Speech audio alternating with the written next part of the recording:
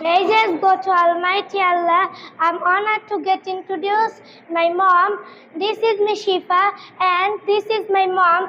Her name is Salma. She is 35. She is a good teacher.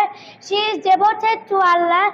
She wakes up early in the morning and she recites the Holy Quran every morning. Her cooking is very tasty. She cooks her food. She washes our clothes. She manages our family wisely. Her favorite food is biryani. Her favorite fruit is lychee. Her favorite color is white. Her favorite animal is cat. Her favorite bird is parrot. Her favorite poet is Kazi Nazrul Islam. Her favorite painter is Jainul Abidin. Her favorite place is Cox's Bazar. That's all about my mom. Please pray my mom. Thanks for listening me. Bye-bye. Thank you very much.